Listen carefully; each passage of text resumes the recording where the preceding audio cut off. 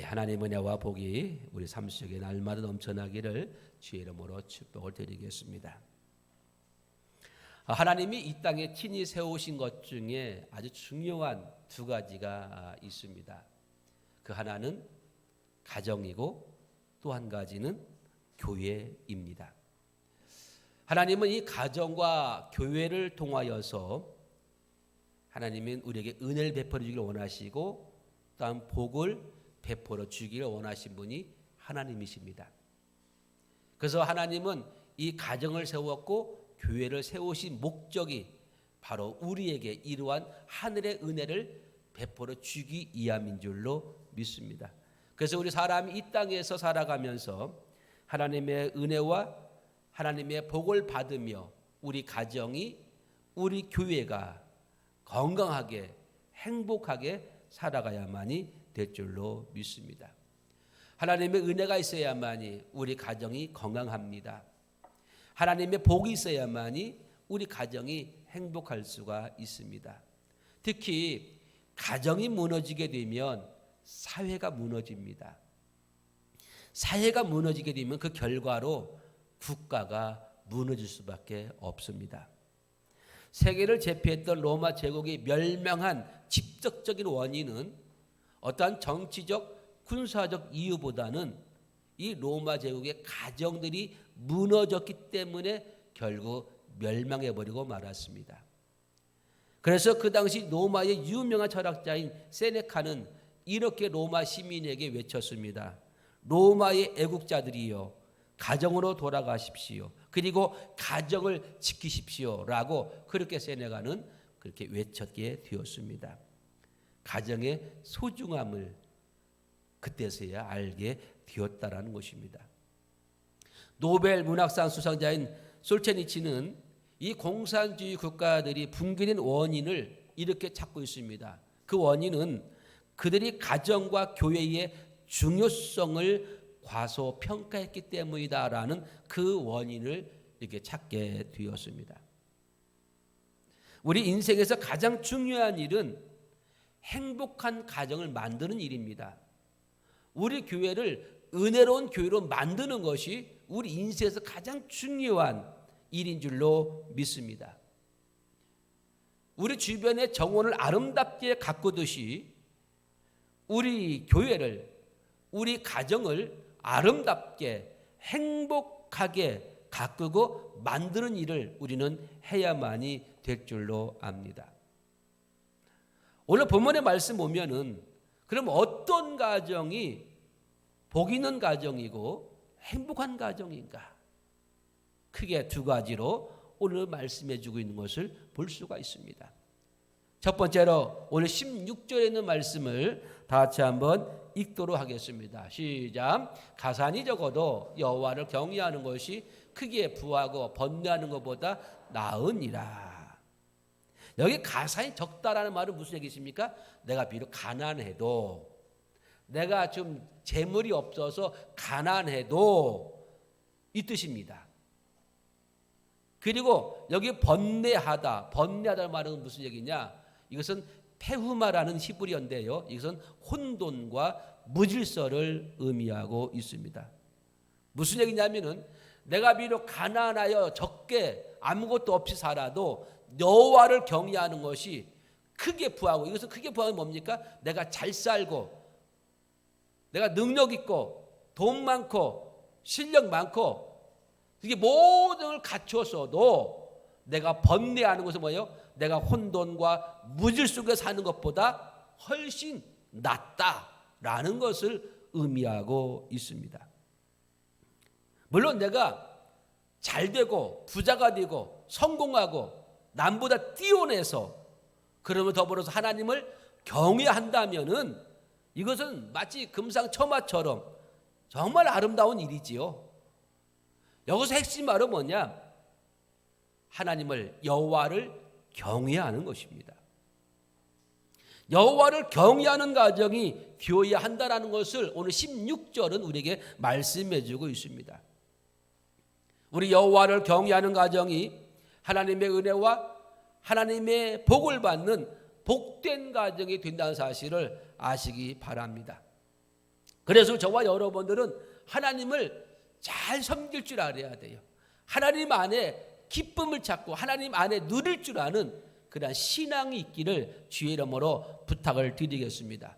우리가 잘 아는 말씀이 있습니다. 하박국서 3장 17절 18절 말씀인데요. 우리 한번 읽어볼까요? 자, 어떤 말씀인지. 자, 시작. 비록 무화과 나무가 무성하지 못하며 포도나무 열매가 없으며 감람나무에 소출이 없으며 밭에 먹을 것이 없으며 우리의 양이 없으며 위안간에 소가 없을지라도 나는 여호와로 말미암아 즐거워하며 나의 구원 하나님으로 말미암아 기뻐하리로다. 아멘. 여기 제가 빨간 것이 일어났습니다. 못하며 없으며 이게 무려 6번이나 나옵니다. 무슨 얘기입니까? 내게 모든 것 아무것도 없을지라도, 내가 아무것도 없을지라도, 이것도 없고 저것도 없고 저런 것도 없고 이것 저런 것도 없고 아무것도 없을지라도 나는 여호와로 말미암아 내가 즐거워하고 나는 그 여호와로 말미암아 기뻐한다라는 이 하박국의 신앙 고백입니다. 우리는 있어야 행복하고 있어야 만족하고 있어야 좋다고 합니다. 그런데 성경 그렇게 말씀하지 않습니다. 내게 아무것도 없을지라도 내게 오직 하나님만 계신다면, 하나님이 나와 함께 하신다면 나는 그 하나님으로 말미암아 나는 모든 걸 즐거워할 수 있고 기뻐할 수도 있다라는 사실입니다. 사실 그렇습니다. 진정한 믿음의 사람, 진정한 믿음의 가정은 하나님 한 분만으로도 즐겁고 기뻐하며 행복을 누릴 수가 있다는 사실을 아시기 바랍니다. 이것이 바로 여호와를 경외하는 이것이 바로 행복의 비결입니다. 내가 복 있는 비결이에요. 내가 이 땅을 살아가면서 즐겁고 만족하며 기쁘게 살아갈 수 있는 그러한 비결이 내가 하나님을 경외하는 그 일에 있다라는 사실입니다. 신명기 10장 12절 신명기 10장 12절 13절 보니까 이렇게 말씀하고 있습니다. 이스라엘아, 내 하나님 여호와께서 내게 요구하는 것이 무엇이냐? 우리 하나님이 저와 여러분 요구한 것이 있는데 그게 무엇이냐고 질문합니다. 그러면서 이렇게 말씀합니다. 곧 내 하나님 여호와를 경외하여. 우리 하나님이 우리 요구한 것은 딱 하나입니다. 너희가 나를 경외, 나를 섬기라는 겁니다. 그래서 그의 모든 도를 행하고 그를 사랑하며 마음을 다하고 뜻을 다하여 내 하나님 여호와를 섬기고 내가 오늘 내 행복을 위하여 내게 명하는 여호와의 명령과 규례를 지킬 것이 아니냐, 이렇게 말씀하고 있습니다. 하나님이 우리에게 뭘 원하시는지 아십니까? 하나님이 우리에게 원하는 것은 하나님 말씀에 순종하고 하나님 말씀을 따라 살면서 하나님의 도와 하나님의 명령을 지키면서 그 지키는 것이 바로 뭐냐? 여호와를 경외하는 것에 이 모든 다 포함된 줄로 믿습니다. 내가 하나님을 경외하는 방법은 바로 뭐냐? 하나님 말씀을 내가 지키는 거예요. 하나님 명령대로 순종하는 것입니다. 이것이 바로 하나님을 경외하는 신앙인의 자세인 줄로 믿습니다. 그래서 하나님 우리에게 요구한 것은 딱 하나입니다. 너희는 나를 경외하기를 원한다. 경외를 원한다. 이것이 바로 행복의 비결이라는 것입니다. 그뿐만 아닙니다. 여호수아는 24장 15절에 이렇게 고백하고 있습니다. 다 같이 읽습니다. 시작. 만일 여호와를 섬기는 것이 너에게 좋지 않게 보이거든 너희 조상들이 강 저쪽에서 섬기던 신들이든지 또는 너희가 거주하는 땅에 있는 아모리 족속의 신들이든지 너희가 섬길 자를 오늘 택하라. 오직 나와 내 집은 여호와를 섬기겠노라. 여호수아의 고백입니다. 오직 나와 내 집은 하나님만 여호와만을 경외하며 여호와만을 섬기겠다라는 것입니다. 너희들이 어떠한 신을 선택하든 그건 너희 자유다.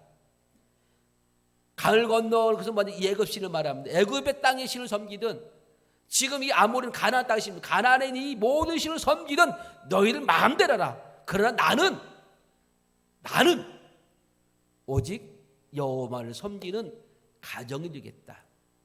여호와만을 사랑하고 여호와만을 위해 살아가는 믿음의 삶이 되겠다라고 여호수아는 그렇게 온 백성 앞에서 자기의 신앙을 고백하는 걸 볼 수가 있습니다.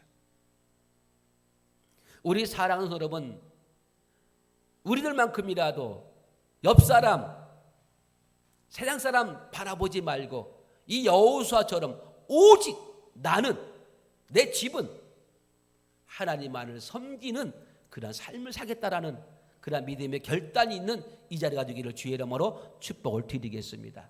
하나님을 섬기는 그러한 가정이 행복한 가정이고 복이 있는 가정이라는 것입니다. 또한 역대상 28장 9절에서는 이 다윗이 자기 사랑하는 아들에게 유언하는, 당부하는 말씀입니다. 자, 다시 한번 읽어볼까요? 시작. 내 아들 솔로몬아, 너는 내 아버지의 하나님을 알고 온전한 믿음과 마음과 기쁜 뜻으로 섬길지어다. 여호와께서는 모든 마음을 감찰하사 모든 의도를 아시나니 네가 만일 그를 찾으면 만날 것이요 만일 네가 그를 버리면 그가 너를 영원히 버리시리라. 아버지가 사랑하는 그 애틋한 아들 솔로몬에게 당부하는 말씀입니다. 여러분, 아버지가 자녀가 잘못되기 원하는 아버지 어디 있겠습니까? 악한 아버지일지라도 자기 자식에게 좋은 걸 줄 줄 안다고 했습니다. 아무 나쁜 아버지라도. 이 다윗이 솔로몬에게 복을 주름에 있어서 얼마나 많은 복을 빌어줄 수 있겠습니까? 그런데 다른 복을 빌지 않습니다. 다른 복을 선포한 게 아니라 이 다윗이 솔로몬에게 선포한 것 딱 하나입니다. 솔로몬아, 너는 네 아버지의 하나님을 알라. 내가 믿는 하나님을 너 알기를 원한다. 내가 믿는 하나님 너 믿기를 원한다. 그래서 온전한 마음과 기쁜 뜻으로 그 하나님을 섬겨라. 이렇게 말씀하고 있습니다. 네가 그 하나님을 잘 섬기고 네가 그 하나님을 잘 알게 된다면 그 하나님은 어떤 하나님이냐? 네 마음을 감찰하는 하나님이시다.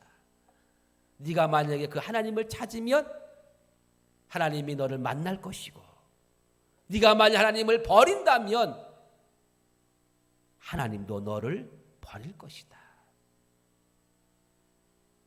다윗은 솔로몬에게 네 땅이 많아지기를 원한다. 네 나라가 왕성하기 원한다. 네가 왕으로서 잘 치려고 한다. 이런 당부하지 않았습니다. 솔로몬아, 내가 믿는 하나님 네가 온전히 믿기를 원한다. 난 그것만 너한테 주고 싶구나. 우리 사랑하는 우리 귀한 성도 여러분, 우리 자녀에게 여러분 뭐라고 축복하기 원하십니까? 여러분 자녀들에게 뭘 남겨주기를 원하십니까? 여러분이 땀 흘려 뼈 빠지게 일하면서 많은 재물을 남기기를 원하십니까? 아니면 영원한 복의 근원이신 하나님을 남겨주기를 원하십니까? 다윗이 위대한 점이 바로 여기에 있습니다. 자기의 왕권을 물려주면서 왕으로서의 도리를 가르쳐주는 게 아니라 하나님 앞에 자녀로서의 하나님을 어떻게 섬기고 어떻게 대할 것인가에 대해서 다윗은 아들에게 가르쳐주고 있습니다. 이게 진정한 유산인 줄로 믿습니다. 이게 진정한 가치 있는 줄로 믿습니다. 네가 하나님을 찾으면 하나님 너를 만나줄 것이고 네가 하나님을 버리면 하나님도 너를 버릴 것이다. 우리 아이들에게 이 다윗의 이 아름다운 교훈을 남겨줄 수 있는 지혜로운 우리 부모가 되기를 주의 이름으로 축복합니다. 하나님만 섬기라. 간곡한 유언입니다. 그래서 솔로몬은 왕이 된 후에 오직 하나님만 알게 되었고 하나님만 섬긴 자가 되어서 하나님의 큰 복을 받는 그러한 위대한 사람 되었음을 너무나 잘 알고 있습니다. 시편 128편 1절에서 6절에 있는 말씀은 하나님께서 우리 가정에 대한 축복의 말씀입니다. 자, 우리 1절은 홀수는 남성들, 짝수는 우리 여성들이 있습니다. 자, 있습니다. 6절까지 있습니다. 자, 6절까지 있으니까 자, 시작.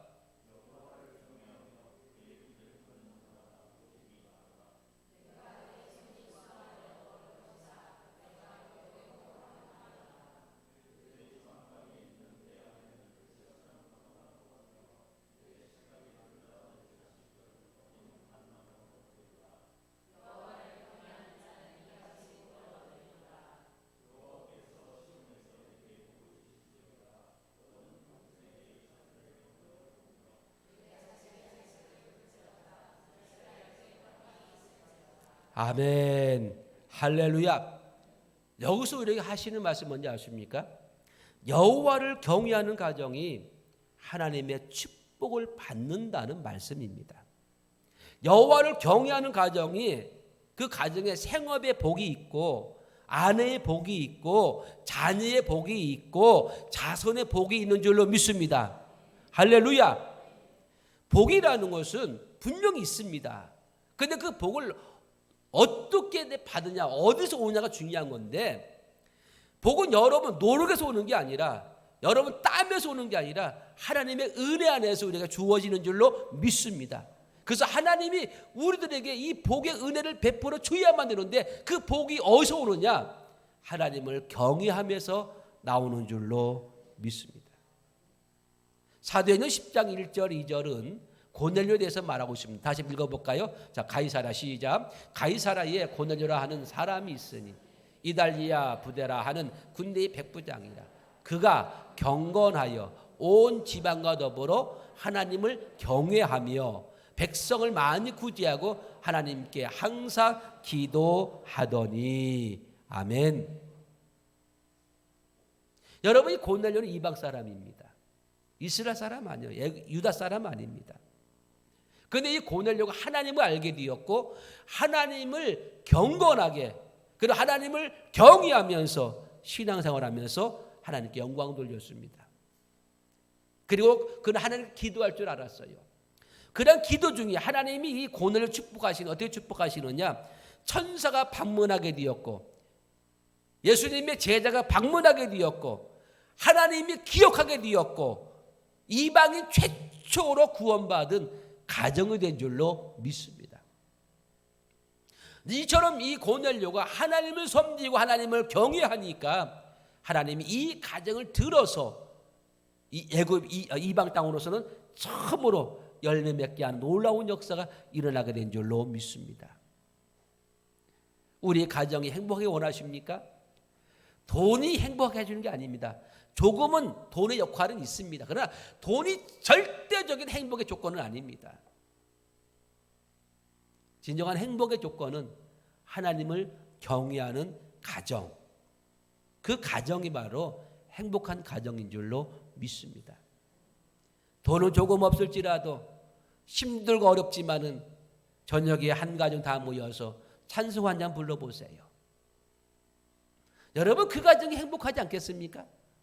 원망 불평이 아니라 누구 때문에 탓하지 아니하고 찬송 한 잔 부르고 힘들 때 오히려 서로가 손잡고 격려하며 기도해주고 우리 힘을 내자, 우리 주님 있으니 용기를 내자, 우리 하나님 우리를 지켜보고 있다, 우리가 주님 뜻대로 살아가자 하면서 우리 온 성도들이, 온 가족이, 식구들이 그렇게 주 안에서 하나님께 감사하며 살아간다면 물질은 조금 없어서 고달프고 힘들지라도 마음은 평강으로 넘쳐날 줄로 믿습니다. 우리 삶은 행복으로 가득 찰 줄로 믿습니다. 거기에 참된 기쁨의 웃음이 있지 않겠습니까? 상 어거스틴은 이렇게 말합니다. 인생 최상의 행복은 하나님을 아는 것이다. 하나님을 아는 것이 내 인생 최고의 행복이라는 것입니다. 러셀이 또 이렇게 말합니다. 물질 문명과 정신 문명은 반비례해야 한다. 무슨 얘기냐? 물질적으로 물질이 많다고 해서 꼭 정신적으로 내가 많은 풍요로운 것을 누리는 것은 아니라는 것입니다.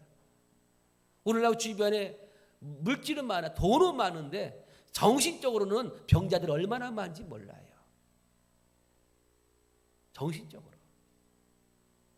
그래서 돈이 많다고 해서 다 내가 행복을 누리는 사람은 아니라는 사실입니다.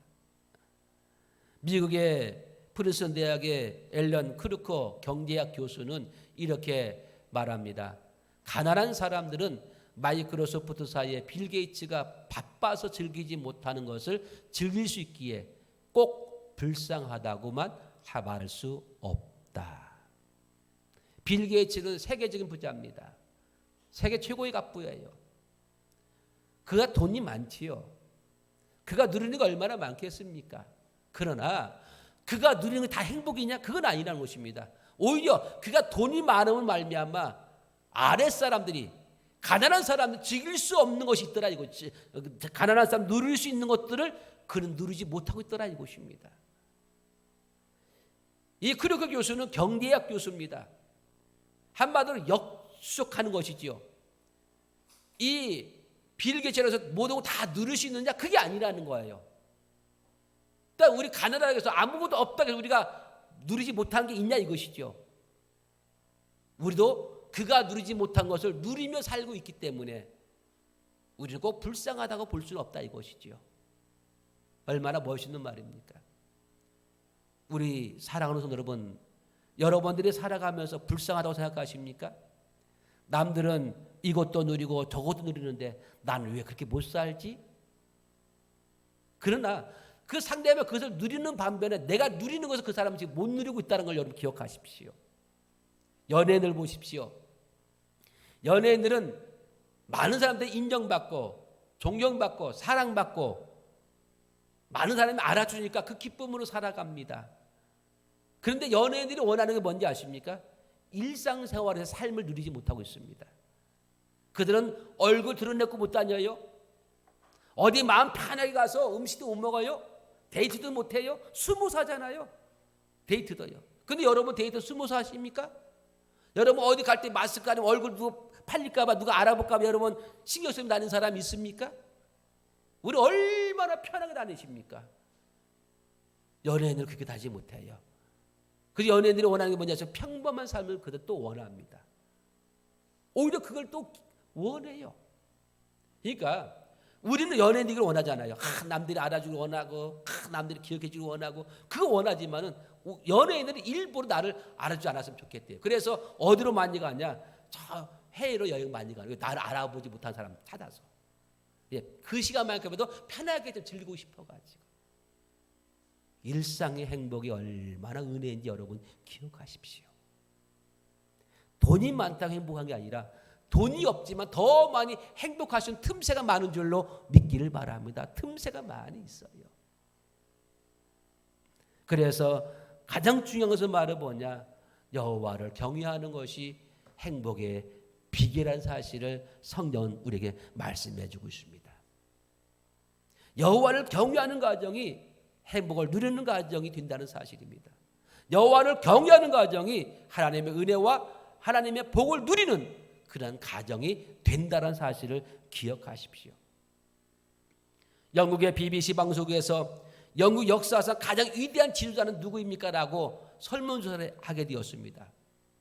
그런데 그 설문조사에서 누가 1등이 되느냐 1위가 되느냐 바로 위스턴 철칠 수상이 1위가 되었습니다. 영국 하면은 위대한 문호가 하나 있습니다.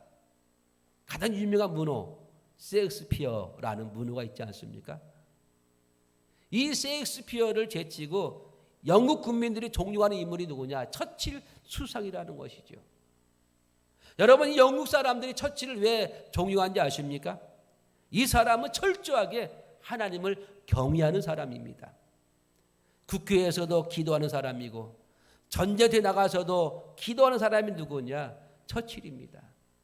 그는 항상 하나님을 경외하면서 하나님의 도움으로 인생을 살아온 사람이라고 말해도 틀림이 없습니다. 그렇게 하나님 앞에 신실하고 모든 국민 앞에 신실한 이 수상이 온 국민의 마음에 들어있더라 이것입니다. 그래서 그들 역사에서 가장 위대한 지도자로 영국 사람들은 생각하고 있더라 이것입니다. 그렇습니다. 하나님을 경외하면 나라를 경영을 잘할 줄로 믿습니다.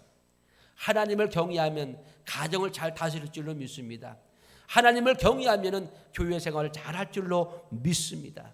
그러므로 우리가 하나님을 잘 경외함으로 말미암아 하나님께 사랑받고 하나님께 은혜받고 하나님께 복을 받는 그러한 신실된 참된 믿음의 성도가 될 수 있기를 주의 이름으로 축복을 드리겠습니다. 두 번째는 하나님을 경외하는 자의 복은 어떠한 복이 있느냐? 17절의 말씀입니다. 자, 시작. 채소를 먹으며 서로 사랑하는 것이 살찐 소를 먹으며 서로 미워하는 것보다 나으니라. 여기 채소를 먹는 것과 살찐 소를 이렇게 대비해서 말하고 있습니다. 채소를 먹는 것은 값싸고 흔한 것을 말합니다. 가난한 것을 의미하죠. 가난한 살림을 말하고 있습니다. 살찐 소는 말 그대로 값비싼 것을 먹고 부유한 삶을 의미하고 있습니다. 내가 비록 값싸고 흔한 것을 매일 먹더라도 사랑하고 살아가는 것이, 내가 값진 소를 잡으면서 값진 음식을 먹으면서 서로가 미워하고 분쟁하는 것보다 낫다라는 것입니다. 물론 내가 값비싼 것을 먹고 부유하게 살면서 서로 사랑을 나누고 하나님을 경외하면 그것보다 좋은 게 어디 있겠습니까? 그것 또한 금상첨화죠. 그러나 그렇지 못한다면 차라리 내가 값싼 채소를 먹으면서 행복하게 웃으며 사는 것이 값비싼 고기를 먹으면서 미워하는 것보다 낫다라는 것을 여러분 기억하시기를 바랍니다. 여기서의 가정의 행복한 가정은 어떤 가정이냐? 사랑입니다. 사랑하라는 것입니다. 서로 사랑하며 사는 그런 가정이 행복한 가정이 될 줄로 믿습니다. 이게 행복한 가정이에요. 사랑이 없는 가정은 결국은 서로가 불편할 수밖에 없고 마음이 아플 수밖에 없지 않습니까? 잠언서 17장 1절은 그래서 이렇게 말씀합니다. 다시 읽어봅시다. 시작. 마른 떡 한 조각만 있어도 화목하는 것이 제육이 집에 가득하고 다투는 것보다 나으니라. 이게 화목한 가정이라는 것입니다. 사랑하는 가정이 행복한 가정이 된다는 것인데 바로 뭐냐? 서로가 마른 떡 작은 것 한 조각만으로도 서로가 그거 가지고 기뻐하고 감사할 수 있는 그런 가정이 화목한 가정이래요. 화목한 가정. 요즘 정부에서 돈 나오지 않습니까? 재난 긴급 구호 자금이 나오는데 여러분 받으셨습니까? 이제 많은 사람이 그 돈을 받아가지고 지금 많이 몰리는 업장이 있다고 합니다. 그래서 재난 기금으로 말미암아 좀 이렇게 많은 손님이 찾아오는 집이 있다고 합니다. 여러분 혹시 어떤 집 아십니까? 어떤 집? 어디요? 잘 안경집. 안경집 많이 간답니까요? 그래요. 저는 그 소리 못 들었고 고깃집에 많이 간답니다. 정육점에. 그래서 소고기를 많이 산다 간답니다.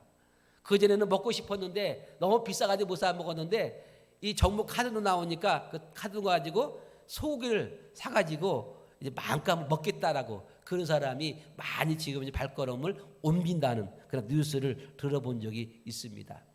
그러니까 지금 재난 기금으로 인해서 많은 사람 그동안에 하고 싶은 거, 갖고 싶었던 거, 누리고 싶은 거 지금은 이제 많은 우리 서민들이 지금 국민이 누리고 있는 것 같습니다. 자주간 이 재난 기금으로 인해서 좀 시장이 좀 활기를 띈 것은 참 좋은 것 같습니다.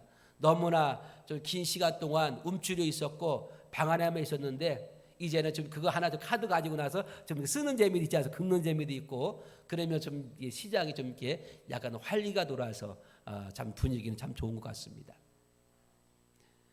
아무리 내가 값진 돈을 주고 좋은 고기를 사서 좋은 부위를 사가지고 맛있게 굽다가 거기서 누가 짜증내 이놈의 매연, 이놈의 기름 튀기는 거 이거 짜증난다 하면서 화내는 것보다는 작은 것이지만은 감사하며 웃으며 식사하는 것이 오히려 더 행복한 줄로 믿습니다.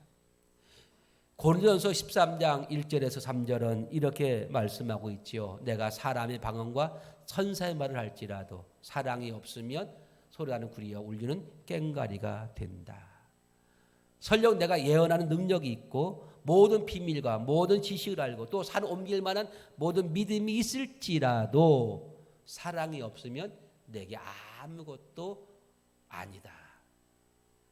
내가 내게 있는 모든 것으로 구제하고 또 내 몸을 불쌍히 줄지라도 사랑이 없으면 내게 아무 유익이 없다. 내게 모든 다 갖춰지고 다 있을지라도 사랑이 없으면 아무것도 아니다는 것입니다. 결국 뭡니까? 사랑이 있어야 한다라고 말하고 있습니다. 사랑이 없으면 아무것도 아니고 아무 유익도 없다라는 사실 여러분 기억하십시오.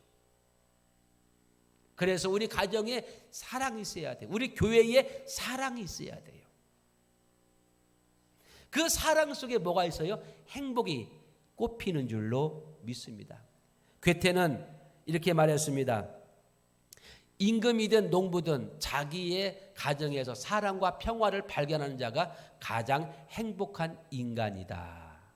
내 가정에서 뭘 발견하자고요? 사랑과 평화를 발견하는 사람이 가장 행복한 사람이다. 여러분 가정에서 꼭 이거 발견하시길 바랍니다. 이게 진짜 보화입니다. 이게 진짜 진주예요. 이게 사랑과 평화. 빅토르 이고는 또 이렇게 말합니다. 인생 최상의 행복은 사랑을 받고 있다는 확신에 있다. 여러분들 혹시 가정 안에 있으면서도 외롭지 않습니까? 쓸쓸하지 않습니까? 이유가 딱 하나 있습니다. 사랑하지 않기 때문에. 식구는 있는데 사랑이 없어요. 사랑이 있어야 소속감이 있고 가족 관계의 형성이 있는 거예요. 우리 사랑하는 성도 여러분, 우리 가정 속에 이 사랑이 서로가 돌고 돌기를 주의 이름으로 부탁을 드리겠습니다. 이마누엘 칸트도 이렇게 말하죠. 행복을 추구하는 것은 중요한 일이다. 그러나 행복을 누릴 자격을 갖추는 것이 더 중요하다. 누가 행복을 누릴 수 있을까요? 사랑하는 자. 사랑하는 자입니다. 우리가 사랑을 나누며 서로가 사랑을 나눌 수 있는 자격을 갖춰야만 됩니다. 이것이 행복의 비결입니다. 그래서 세계적 베스트셀러 사랑의 묘학의 책에 이 책을 쓴 이 에메트 박스라는 사람이 이런 말을 했습니다. 예수 십자가의 사랑으로 충만할 수 있다면 당신은 세상에서 가장 행복한 사람이다. 그러면 우리가 사랑을 할 수 있는 방법이 사랑을 해야 하는 사랑의 조건인데 사랑은 어디서 나오느냐? 사랑은 희생에서 나오는 것입니다. 내가 죽어줘야 사랑이 나오는 거예요. 오늘 예수 십자가의 사랑을 말하고 있습니다. 예수 십자가의 사랑 어떤 사랑입니까? 이것은 희생의 사랑입니다. 내가 죽음으로 일어난 사랑입니다. 우리 가정에 내가 살아있으니까 사랑이 원활하지가 않는 거예요. 가장이 또는 아내가 자녀들이 서로가 가족을 위해서 내가 낮아지고 죽어줘야만이 그곳에 사랑의 열매가 맺게 될 줄로 믿습니다. 내가 사랑하고 사랑받는 사람이 행복할 수가 있어요. 그래서 우리는 사랑을 주는 자가 되어야만 될 줄로 믿습니다. 누군가는 사랑을 줘야만이 받는 거 아니겠습니까? 다 받기만 하고 다 받기만 원하고 주는 사람이 없어 보세요.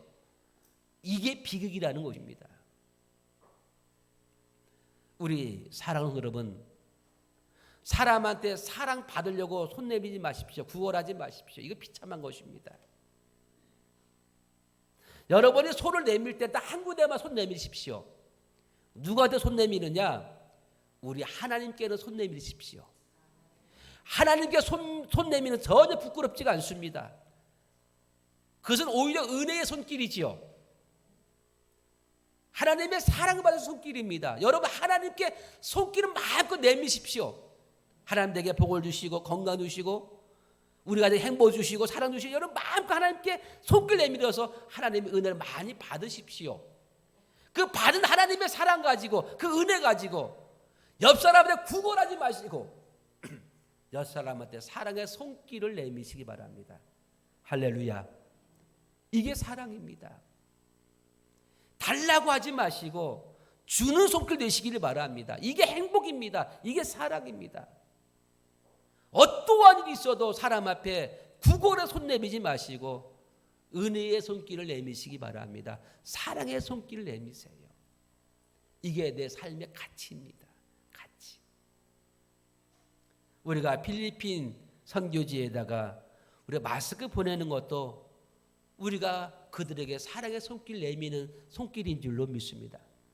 그들에게 받는 게 아니고 그들에게 요구하는 게 아니라 우리가 있는 거, 우리가 하나님께 받은 이 풍성함을, 이 하나님께 받은 이 놀라운 은혜를 내가 작은 것이지만은 그들에게 사랑의 손길을 내밈으로 말미암아 우리는 당당할 수가 있고 떳떳할 수가 있고 그들을 섬길 수가 있는 줄로 믿습니다. 제가 필리핀 선교에 가지 않습니까? 필리핀 선교에 가가지고 제가 바꿔오는 것은 딱 하나입니다. 하나님의 이로입니다. 내가 그들에게 받는 것은 아무것도 없어요. 오히려 환경이 너무 비참해 힘들어요. 잠자리 불편하지요. 씻는 거 불편하지요. 먹는 거 불편하지요. 교통 불편하지요. 날씨 불편하지요. 얼마나 어려운지 몰라요. 한여름에 집에 있으면 에어컨은 틀어놓고 있잖아요. 근데 거기는 에어컨도 없어요. 찜통이야 찜통. 센터도 에어컨이 없어요. 선풍기만 돌아가는데 무더운 그날 선풍기 그 바람 아니겠어요? 선교지 가면 잠자리 그냥 원주민하고 같이 자요. 그냥 그들이 사는 방에서. 호텔이 아닙니다. 여관이 아닙니다. 다 베풀어 주고 와요. 그게 보람이니까. 그게 가치니까. 우리의 섬김을 통해서 우리 그 사랑의 손길 내밈을 위해서 그 필리핀 그 성도들이 기뻐하고 즐거워하고 행복해하는 모습. 필리핀 현지 목회자들이 우리의 작은 그 사랑을 말미암아 힘 얻어서 다음 만날 때까지 또 열심히 목회하고 힘을 내고 그거예요. 사랑은 내미는 게 내가 받으려고 하는 게 아닙니다. 사랑은 주는 자가 행복한 자리를 믿습니다. 오늘 이 시간에 우리 은혜 받고 주님 만나고 성령 충만한 이유가 뭡니까? 가서 이 은혜로 내밀어 줘야만 될 줄로 믿습니다. 너도 이처럼 사랑하라고, 너도 이처럼 받으라고. 그래서 저와 여러분들은 받는 손길이 아니라 주는 손길 되기를 주의 이름으로 간절히 부탁을 드리겠습니다. 참 사람 살아가면서 모두가 다 다른 것은 어쩔 수 없는 것 같아요. 아무리 부부가 같이 살더라도요, 부부가 다르더라고요. 30년, 40년, 50년 사는 부부도요, 다 다르더라고요. 그때도 싸우더라고 보니까. 그때 가도 싸워.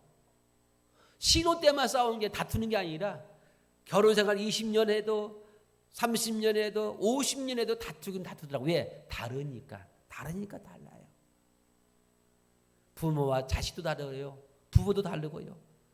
이처럼 서로 다른 사람들이 모여서 행복하게 사는 비결이 바로 뭐냐? 딱 하나입니다. 서로 인정하는 거예요. 너 다름을 인정하고 나 다름을 인정하고 그러면 서로가 존중해주고 사랑하며 사는 것이 행복인 줄로 믿습니다. 그래서 사랑이 행복의 최고의 비결입니다. 다른 방법이 없어요. 다른 방법이 없어요. 그런데 오늘 안타깝게도 우리들의 삶이 보니까 각자 도생이야. 각자 도생. 이 각자 도생이라는 말이 어디서 나오냐면요. 부산행이라는 그 영화 있지 않습니까? 좀비 영화. 이 영화에서 이 아빠가 딸에게 이렇게 보내면서 얘야 이제부터는 각자 알아서 살아가는 거야 하면서 그때부터 각자 도생이라는 말이 유행되었습니다.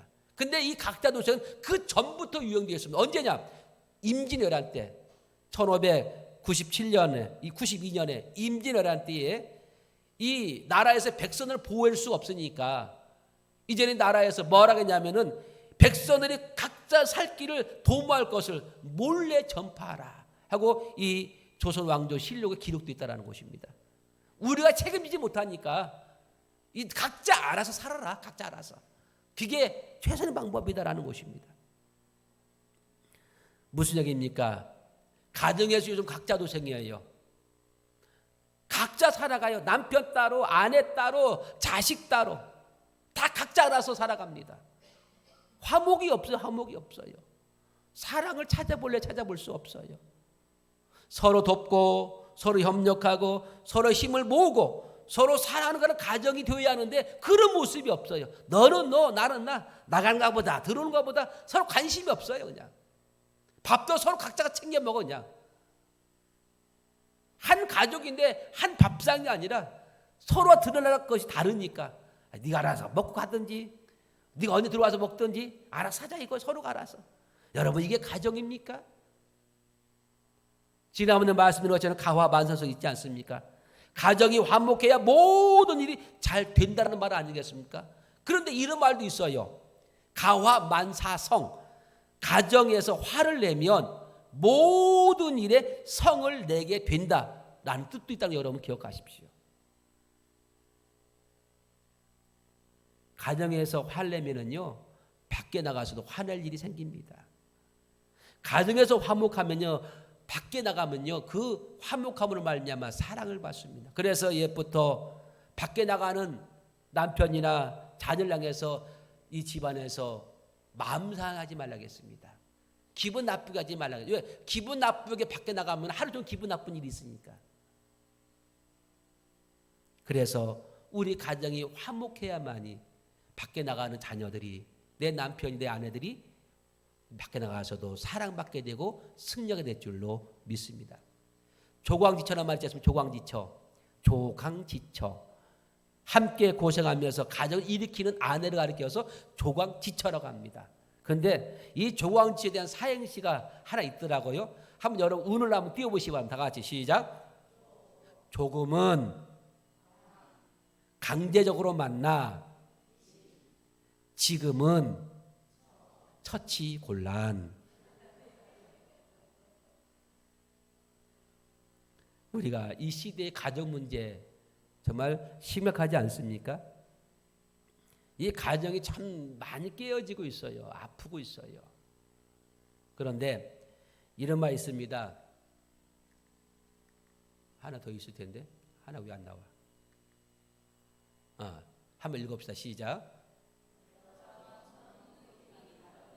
여자와 정오는 꾸미기 나름이다. 그런 것 같아요. 저는 눈썹이 좀 약간 좀 없는 것 같아요. 특히 연예인, 특히 여자 연예인을 보면은요, 어떠한 영화나 어떠한 드라마나 어떠한 모습에서는 그 여인이 보여요. 근데 만약 인터넷 그 여인을 찾다 보면은 그 사람이 그 사람인지 모르겠어. 또 달라. 화보도 달라. 참 희한해. 내가 그래서 예언한테 보면, 예언아, 야, 이 사람이 이 사람이냐? 그러면 맞아, 이 사람 이 사람이야. 나는 구분이 안 가요. 헷갈려. 와, 진짜 여성들은 어떻게 꾸미에 따라서 달라. 근데 여러분 내가 다 알아. 여러분은 어떻게 꾸미면 다 알아. 왜? 하도 많이 봤기 때문에. 또 내가 사랑하기 때문에. 무슨 얘기냐면요, 여성들은 어떻게 가꾸에 따라서 그 삶이 달라지고 모습이 달라지더라 이것입니다. 이 정오도 마찬가지예요. 정오도 내가 가꾸기 나름이라는 겁니다. 잘 가꾸면은 바짝바짝 윤기가 나고 좋은데 가꾸지 않으면 윤기가 없어요. 저희 집에 화분이 있어요. 화분이 있는데 화분을 내가 관심 갖고 좀 이렇게 가꾸면은 화분이 깨끗하고 윤기가 있어요. 근데 이제 바쁘다고 핑계대고 안 가꾸잖아요. 그러면 화분 어느 딱 보면은 화분 위에 잡초가 나와요. 잡초. 여러분 잡초 나와요? 안 나와요? 나오잖아요. 근데 그 잡초가 무슨 잡초예요? 옛날에 우리가 많이 먹었던 시큼한 그런 잡초. 지금 많이 먹었던 그런 잡초, 풀인데 그게 어디서 나오는지 나와요. 그게. 어디서 나오는지 모르겠어. 그게. 막 뽑아줍니다. 그러면서 물도 주고 다 아주 그냥 뿌리까지 다 뽑았는데 또 관심이 없으면 또 풀이 또 나와요. 와, 진짜 잡초요. 가정도 마찬가지입니다. 가정 그냥 결혼만 했다고 해서 가정이 아닙니다. 집만 있다고 해서 가정이 아닙니다. 우리는 가정을 가꾸어야 돼요. 일구어야만 됩니다. 자꾸 관심을 가야 하고 손길이 가야 잡초가 나오지 않아요. 자꾸 손길이 사랑을 가야 그 모든 화초가 초록초록 빛나고 윤기 있어 보이고 건강하게 자라는 것 아니겠습니까? 가정도 똑같습니다. 우리 가정도 가꾸기 나름입니다. 잘 가꾸면 아름답고 행복한 가정 되지만 잘 가꾸지 않으면 우리 가정 거칠어집니다. 불행할 수밖에 없어요. 어둠이 물려올 수밖에 없어요. 이왕이면은 우리 가정, 거칠은 가정보다는 부드럽고 행복한 가정이 되는 걸 원하지 않겠습니까? 이것은 하나님을 잘 경외함으로 가능한 것이고 서로가 사랑함으로 인하여서 화목 가정을 만들어 가는 겁니다. 그러면은 우리 가정이 바로 하나님이 기뻐하는 믿음의 가정이 되고 천국 가정이 되고 복 있는 가정이 되어서 하나님의 은혜와 복이 가득 넘쳐나게 될 줄로 믿습니다. 아무쪼록 5월달 이제 점점 저물어가고 있는데요. 5월달을 우리가 보내면서 우리 가정을 한번 깊이 생각하면서 이왕 예수 믿는 것 하나님을 잘 경외하시고 이왕 우리가 사랑의 소리를 늘 들으며 사는 우리들이기 때문에 사랑하며 살아가는 아름답고 복 있는 가정 되시기를 주의 이름으로 축복을 드리겠습니다. 은혜와 자비가 풍성하신 아버지 참으로 감사함을 드립니다. 주께 이 시간에 축복하시고 은혜 베풀어 주셔서 이 사랑하는 우리 가정들 복 있는 가정 되어야겠는데 하나님을 잘 경외하게 하시고 또 사랑하는 가정들이 되어서 하나님의 뜻을 하나님의 은혜를 하나님의 복을 듬뿍 받는 믿음의 가정을 되기를 원합니다. 하나님 우리들의 가정들이 아프지 않게 도와주시고 건강하게 잘 가꿀 수 있도록 지혜와 명철함을 주시고 성령 충만케 하여 주시옵소서. 오늘 또 귀하게 예배드림을 감사하여 주 앞에 예물 준비하여 드리기 원하오니 저들의 그 손길이 하나님 기쁨의 손길 되게 하여 주옵소서. 예수님의 이름으로 기도드리옵나이다. 아멘.